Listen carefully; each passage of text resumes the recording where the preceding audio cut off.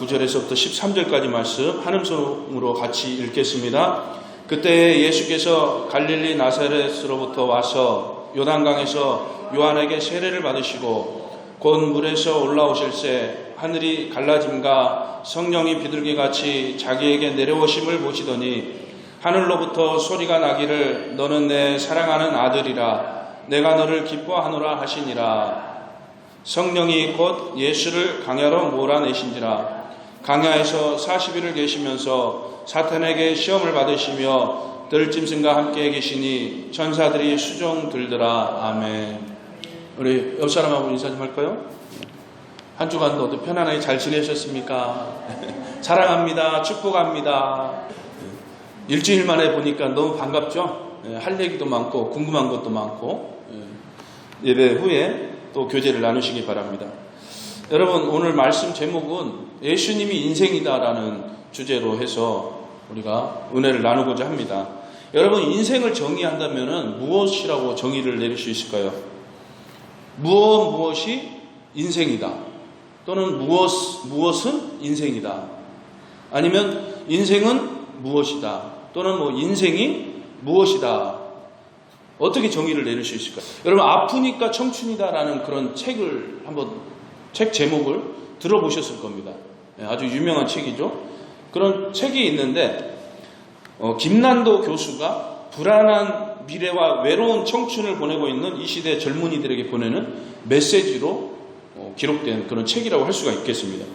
저는 이 아프니까 청춘이다라는 이 책 제목을 이렇게 바꾸고 싶어요. 아프니까 인생이다 라고 바꾸고 싶습니다. 왜 그러냐면은 이 아픔이라는 것은 청년뿐만이 아니라 인생 누구에게나 있기 때문입니다.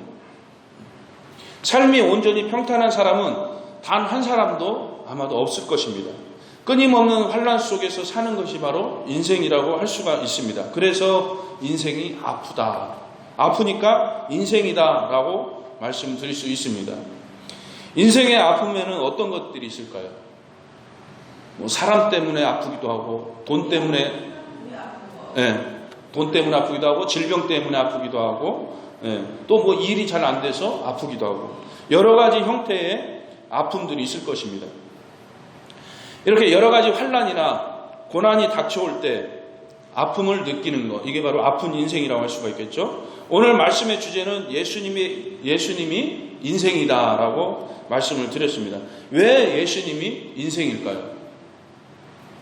그냥 막연하게 추상적인 개념으로 예수님이 인생이다가 아니라 예수님이 우리의 인생에 있어서 너무나도 큰 비중을 두고 있기 때문에, 아니 어떻게 보면 예수님이 우리 인생에 있어서 전부다라고 할 수 있기 때문에 예수님이 인생이다라고 정의할 수 있습니다. 오늘 본문 말씀을 보면은 예수님의 인생 가운데 있어서 너무나도 힘들고 어려운 상황에 처해 있는 것을 우리가 볼 수 있습니다. 이것처럼 예수님의 삶도 아픔이었습니다. 그것도 이제 사역을 시작하기 직전에 그런 아픔이 닥쳐왔습니다. 하나님을 신뢰하고 하나님의 영광을 위해서 살고자 하는데 환난을 당하는 그런 모습을 볼 수가 있습니다. 예수님의 삶이 아픔이어서 하나님이 예수님을 미워하신 것일까요? 결코 그렇지 않죠. 오늘 11절 말씀처럼 내 사랑하는 아들이다, 내가 너를 기뻐한다 라고 말씀을 하고 있습니다. 하나님은 성자 예수님을 처음부터 태초부터 사랑하고 계셨고, 그리고 성육신 인간의 몸을 입고 오신 그때도 예수님을 사랑하고 계셨습니다. 그런데 지금 왜 이렇게 지금 기뻐하고 있다라는 것을 표현하시면서 강조하고 계실까요? 바로 회개의 세례를 받으셨기 때문입니다. 세례란 무엇입니까? 죄를 씻고 새로운 삶을 산다라는 그런 의미를 가지고 있습니다. 즉 거듭남을 의미합니다. 예수님은 흠과 티가 없는 그런 분이셨습니다. 죄가 없는 분이셨어요. 그래서 요한일서 3장 5절에서 이렇게 말씀을 합니다. 그가 우리 죄를 없애려고 나타나신 것을 너희가 아나니 그에게는 죄가 없느니라. 죄가 없기 때문에 세례를 받으실 필요가 없으신 분이셨습니다. 그러나 예수님은 자신을 낮추어서 세례를 받으셨습니다. 하나님은 스스로 낮추는 자를 높이신다라는 것을 믿으시길 바랍니다. 죄가 없으신 분이 세례를 받으시려고 세례 요한 앞으로 나아옵니다. 그 모습을 바라보는 세례 요한이 깜짝 놀랍니다. 그러면서 마태복음 3장 14절에서 이렇게 이야기를 합니다. 내가 당신에게 세례를 받아야 할 터인데 당신이 내게로 오시나이까. 그러자 예수님이 이렇게 대답을 합니다. 이제 허락하라. 우리가 이와 같이 하여 모든 의를 이루는 것이 합당하니라 말씀을 합니다. 모든 의를 이룬다는 것이 뭘까요? 고린도후서 5장 21절에서 이렇게 말씀을 합니다. 하나님이 죄를 알지 못하신 이를 우리를 대신하여 죄를 삼으신 것은 우리로 하여금 그 안에서 하나님의 의가 되게 하려 하심이라 말씀을 합니다. 죄를 알지 못하신 그 예수님이 십자가에서 속죄 제물로 화목 제물로 삼으셨어요. 그 이유가 바로 하나님의 의가 되게 하려 한다. 그 말씀입니다. 로마서 8장 28절에서는 또 이렇게 이야기를 하죠. 우리가 알거니와 하나님을 사랑하는 자 곧 그의 뜻대로 부르심을 입은 자들에게는 모든 것이 합력하여 선을 이루느니라 말씀을 합니다. 모든 것이 합력하여서 선을 이룬다. 모든 것이 합력하여서 하나님의 뜻을 이룬다는 것입니다. 그러니까 합력하여 선을 이루고 하나님의 의가 되게 하는 것이고 그리고 모든 의를 이루는 것, 이게 바로 하나님의 뜻을 이룬다라는 것입니다. 그러면 하나님의 뜻은 무엇입니까? 요한복음 6장 40절에서 이렇게 말씀을 합니다. 같이 읽어보겠습니다. 내 아버지의 뜻은 아들을 보고 믿는 자마다 영생을 얻는 이것이니 마지막 날에 내가 이를 다시 살리리라. 예수 그리스도를 믿어서 영생을 얻는 것이 바로 하나님의 뜻입니다. 이 뜻을 이루기 위해서는 속죄 제물이 필요했어요. 그래서 흠없는 그 어린 양 예수 그리스도가 그 속죄 제물이 되어주셨다는 것입니다. 이 예수님이 죄가 없음에도 속죄의 모습을 보여주기 위해서 세례를 받으셨다는 것입니다.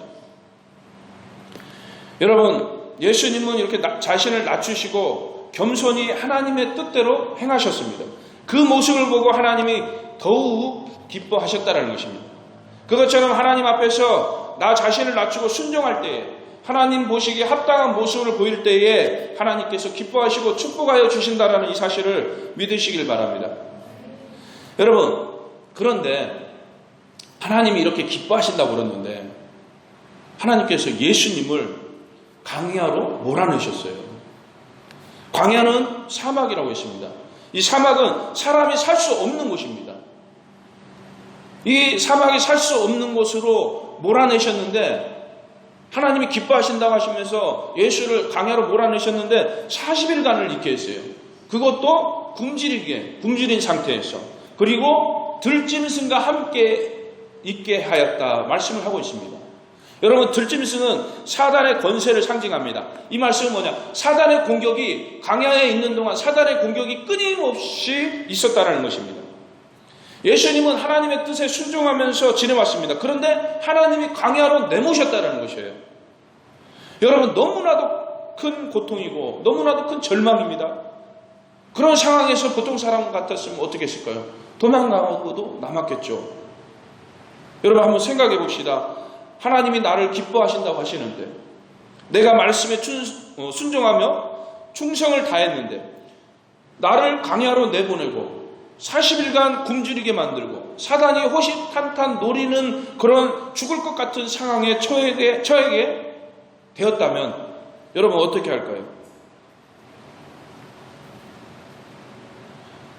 여러분, 그런 상황에서 우리 예수님은 기도를 하셨습니다.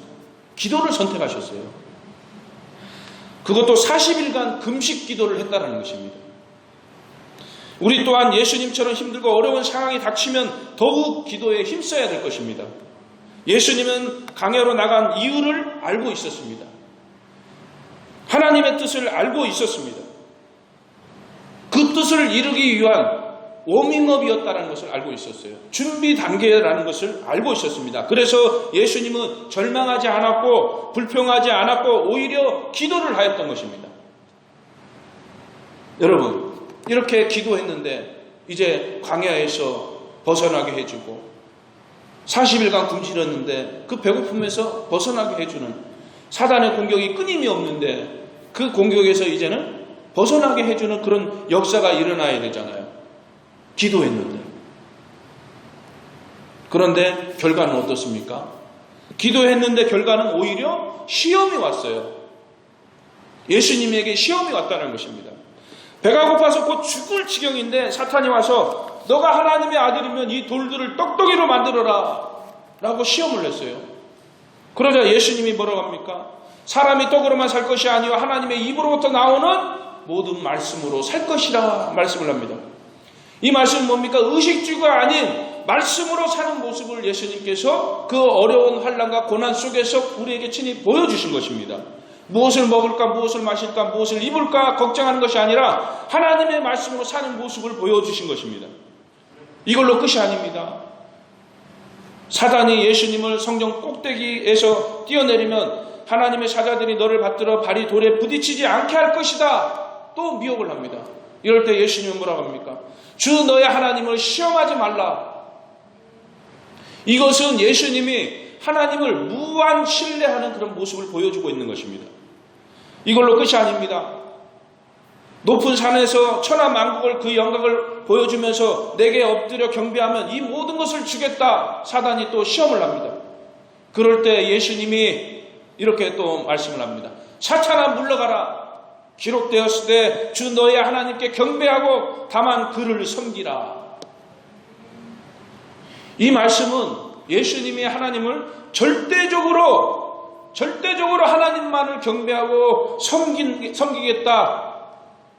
그런 모습을 보여주고 있는 것입니다. 말씀으로 사는 모습, 하나님을 무한 신뢰하는 모습, 절대적으로 하나님을 경배하고 섬기게 하는 그런 모습을 그런 환난과 고난 가운데서도 보여주셨다는 것입니다. 여러분, 예수님은 공생의 사역을 하기에 앞서서 세례를 받으셨습니다. 예수님이 공생의 사역을 시작하기 전에 30세가 되었어요. 30세였어요.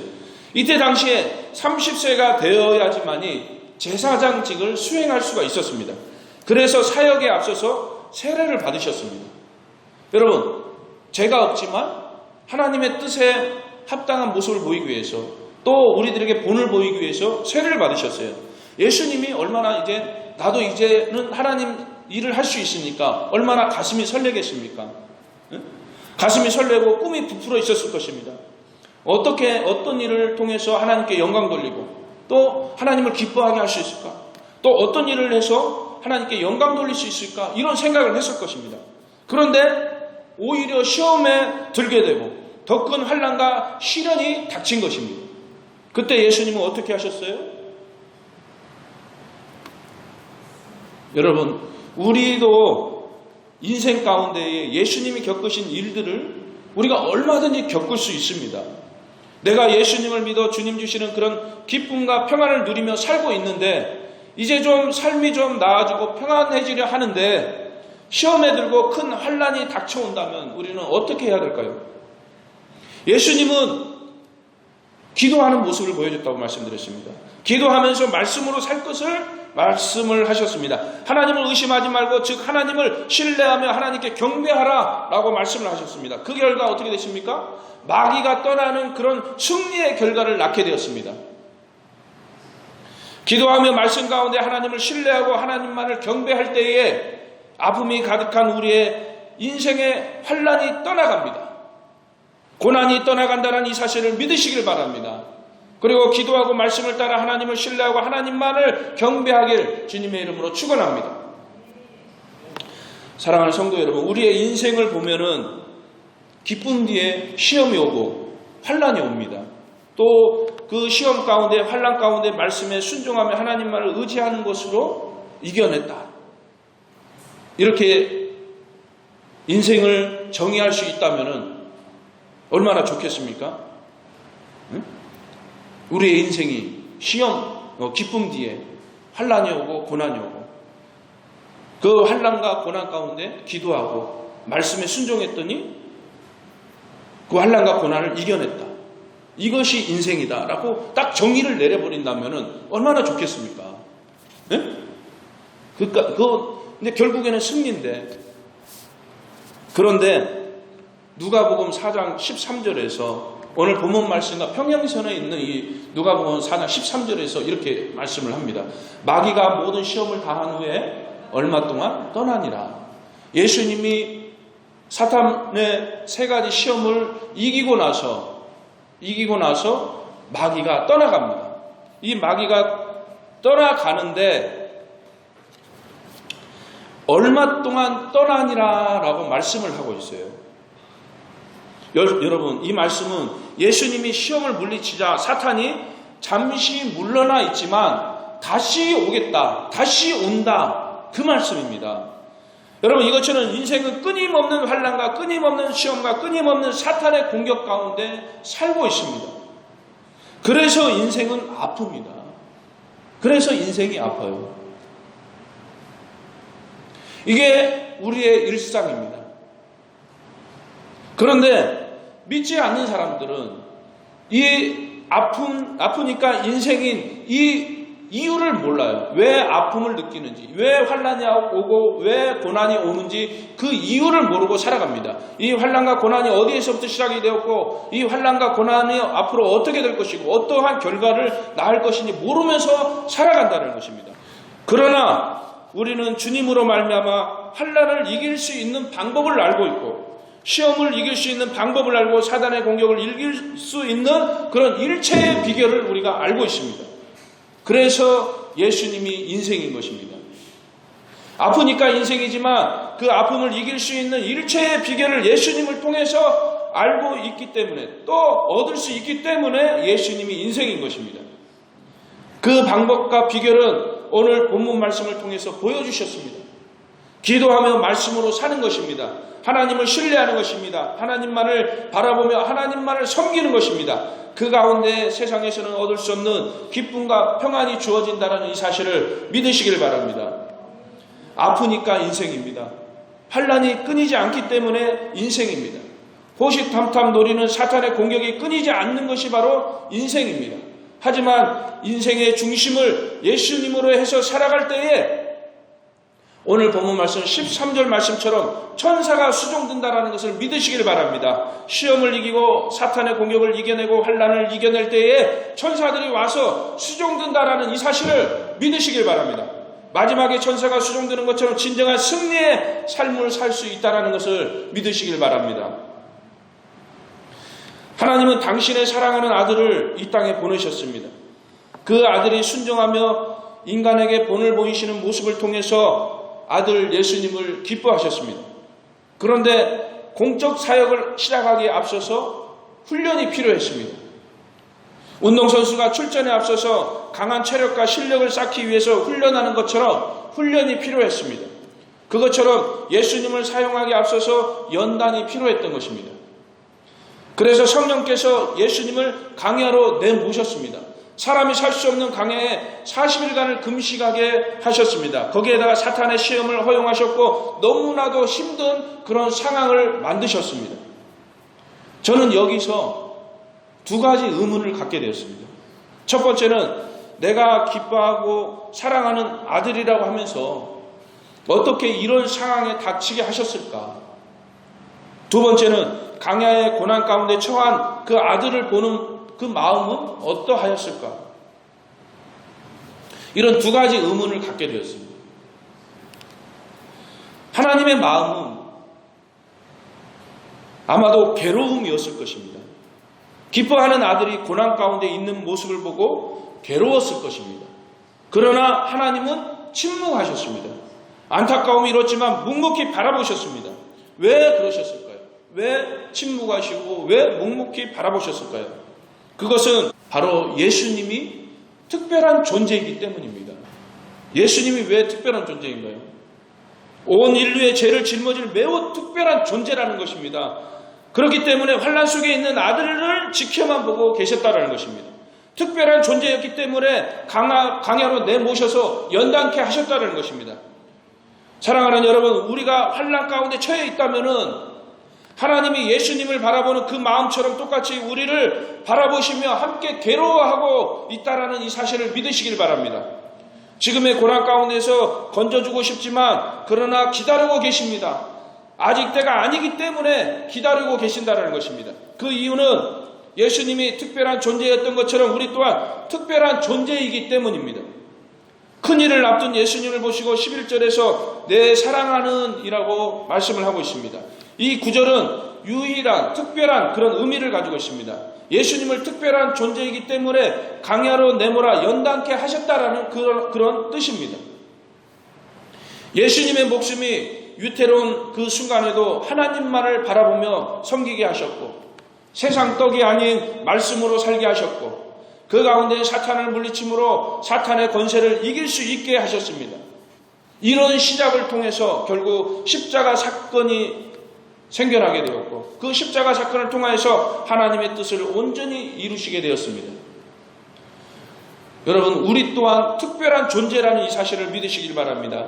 하나님의 특별한 부르심 가운데 이 자리에 있다는 것입니다. 우리가 얼마나 특별한 존재인지 이사야서 43장 1절에서부터 4절에서 이렇게 말씀을 합니다.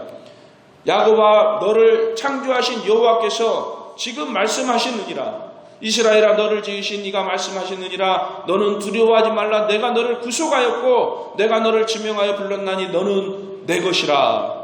내가 물 가운데로 지날 때에 내가 너와 함께 할 것이라. 강을 건널 때에 물이 너를 침몰하지 못할 것이며 내가 불 가운데로 지날 때에 타지도 아니할 것이요 불꽃이 너를 사르지도 못하리니 대저 나는 여호와 내 하나님이요 이스라엘의 거룩한 이요 내 구원자입니다. 내가 애굽을 너의 속량물로 구스와 스바를 너를 대신하여 주었노라.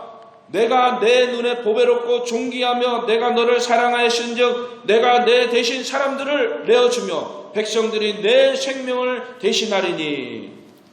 내 눈에 보배롭고 존귀하다 말씀을 하고 있습니다. 이 말씀이 이스라엘 백성들의 국한된 이야기가 아니에요. 하나님을 믿는, 예수 그리스도를 믿고 따르는 선택받은 자를 향한 하나님의 마음이라는 것입니다. 이 사실을 믿으시기 바랍니다. 선택한 자들을 향한 하나님의 특별한 사랑을 말씀하고 있습니다. 우리는 하나님께 보배로운 존재들입니다. 하나님은 우리를 존귀하게 여기시는 특별한 존재라는 이 사실을 믿으시길 바랍니다. 특별하기 때문에 환난을 이기고 시험을 이길 수 있는 방법 또한 우리에게 주셨습니다. 그 방법이 무엇입니까? 바로 기도하는 것입니다. 사람이 할 수 있는 일이 있고 사람이 할 수 없는 일이 있습니다. 환난이나 시험이나 고난 같은 사람이 어찌 할 수 없습니다. 그렇잖아요. 환난이 닥쳐오고 시험이 오고 고난이 온다는 것은 내가 어찌 할 수가 없어요. 그러나 기도하는 것은 내가 얼마든지 할 수 있습니다. 물론 사단이 기도하는 것까지도 방해하고 못하게 하는 그런 경우도 있습니다. 그러나 우리가 마음만 먹으면 얼마든지 기도할 수 있다는 것입니다. 예수님이 강야에서 기도할 때에 시험을 이길 수 있는 힘이 주어진 것처럼 우리 또한 기도할 때에 이길 수 있는 힘이 주어진다는 것을 믿으시길 바랍니다. 특별한 사람에게 특별한 환난이 옵니다. 환난이 크면 클수록 더 큰 사랑이 있다는 것을 믿으시길 바랍니다. 내가 너무나도 아프고 너무나도 힘들어요. 그러면 그만큼 나를 하나님이 사랑하신다는 것이에요. 이 사실을 믿으시길 바랍니다. 나에게 고난이 오고 환난이 온다는 것은 그만큼 나를 사랑하시고 기뻐하신다는 것을 믿으시길 바랍니다. 고난이 너에게 유익이라 말씀을 하고 있어요. 환난이 오고 시험이 오는 그 순간 예수님처럼 더욱 말씀 붙잡고 하나님을 무한 신뢰하면서 더욱 하나님을 섬길 수 있기를 주님의 이름으로 축원합니다. 말씀을 정리해 보겠습니다. 우리는 하나님의 뜻이 무엇인지 알고 있습니다. 요한복음 6장 40절 말씀을 통해서 하나님의 뜻을 우리가 알고 있습니다. 예수님도 하나님의 뜻이 무엇인지 알고 있었습니다. 그래서 겸손히 낮은 자세로 회개의 세례를 받으셨습니다. 성령의 이끄심에 순종했습니다. 어려운 환난에 처했을 때 불평하지 않았습니다. 불만을 품지 않았습니다. 오히려 기도하였습니다. 그것도 40일간 금식 기도를 하셨습니다. 그 결과 그 어려움을 이기는 힘이 되었습니다. 시험을 이기는 힘이 되었습니다. 기도로 결국 승리하였습니다. 우리의 인생은 환난이 끊임없습니다. 우리 교회도 지금 환난의 연속입니다. 이 내용을 알고 계시는 분도 있고 그냥 모르고 지금 넘어가고 있는 분도 계셔요. 굉장한 시험에 들어있는 그런 상황입니다. 우리가 이럴 때 어떻게 해야 됩니까? 더욱 하나님을 신뢰하고 더욱 하나님을 섬기며 하나님께 경배하는 모습을 보여야 될 줄 믿습니다. 우리의 인생은 환난이 끊임없습니다. 그래서 인생은 아픕니다. 아프니까 인생입니다. 이 아픈 인생 가운데 예수님이 행하신 행적을 생각하면서 이겨낼 수 있기를 바랍니다. 예수님 바라보면서 이겨낼 수 있는 저와 여러분이 되시길 주님의 이름으로 축원합니다. 예수님 바라보며 예수님을 쫓아 산다면 이겨낼 수 있을 것입니다. 우리가 이겨냅시다. 그래서 아프니까 인생이다가 아니라 예수님이 인생이다라고 고백할 수 있는 저와 여러분이 되시길 주님의 이름으로 축원합니다.